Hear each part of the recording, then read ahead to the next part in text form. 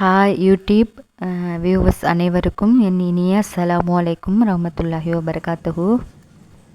எனக்கு தெரியாத நண்பர்கள் நிறைய பேர் வந்து என்னோடய சேனலுக்கு சப்போர்ட் கொடுத்துட்ருக்க அனைவருக்கும் என்னுடைய மனமார்ந்த நன்றிகள். எனக்கு தெரிஞ்ச நபர்கள் நிறைய ரிலேட்டிவ்ஸ் இருந்தோம், பட் தெரியாத நபர்கள் தான் என்னோடய சேனலுக்கு சப்போர்ட் கொடுத்துட்டு வராங்க. ஓகே, எல்லாமே நல்லதுக்குன்னு நம்ம எடுத்துப்போம். தெரிஞ்சவங்க நம்மளுக்கு சப்போர்ட் பண்ணலைன்னு வருத்தப்படாமல் தெரியாதவங்க நம்ம சேனலுக்கு சப்போர்ட் கொடுத்துட்டு வராங்களேன்னு சந்தோஷமாக இருக்குது. ஓகே ஃப்ரெண்ட்ஸ், சக்கரவள்ளி ஸ்வீட் கலங்க வச்சு 3 ரெசிபி செய்து பார்க்கலாம் வாங்க.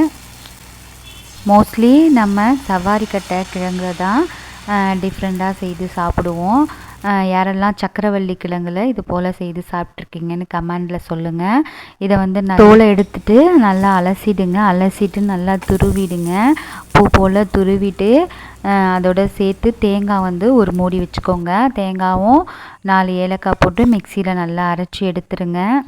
எடுத்ததுக்கப்புறம் நம்ம தனியாக ஒரு பாத்திரத்தில் மாவு சேர்த்துக்கலாம்.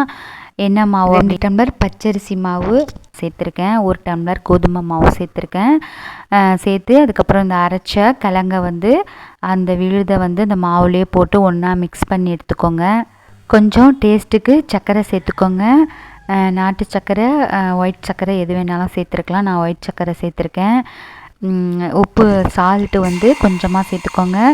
ஏன்னா ஸ்வீட் நம்ம செஞ்சாவே சால்ட்டு சேர்த்துக்கணும். சால்ட்டு சேர்த்து நல்லா மிக்ஸ் பண்ணி விட்டுட்டு இந்த மாதிரி நம்மளுக்கு என்ன மெத்தடில் நம்மளுக்கு வேணுமோ செய்துக்கலாம். நான் கொஞ்சம் அடையாகவும் ஊற்றுக்கினேன். அதுக்கப்புறம் நெக்ஸ்ட்டு வந்து குழிப்பணியாரம் சட்டியில் கொஞ்சம் ஊற்றி பார்த்தேன். இதில் தேங்காய் எண்ணெய் போட்டு செஞ்சோம்னா ரொம்ப சூப்பராக ஸ்மெல்லாக இருக்கும். தேர்ட் மெத்தடு, எண்ணெயில் போண்டா சேஃபில் கொஞ்சம் பொரித்து எடுத்துக்கிட்டேன். அதுவும் நல்லா இருந்துச்சு. நல்லா புஸ்ன்னு நல்லா உப்பி வந்துருந்துச்சு. இதை வந்து கொஞ்சம் நேரம் நம்ம மாவை மிக்ஸ் பண்ணி ஊற விட்டு இது செஞ்சோம்னா கொஞ்சம் நம்மளுக்கு சாஃப்ட்னஸ் கிடைக்கும். சாப்பிட்றதுக்கும் கொஞ்சம் நல்லாயிருக்கும். நல்ல ஒரு ருசியாக எம்மியான டேஸ்ட்டில் கிடச்சிச்சு. பிக்னஸ் நீங்களும் சக்கரவள்ளி கிழங்கு வாங்கினா இது போல் ஒன் மோர் ட்ரை பண்ணி பாருங்கள்.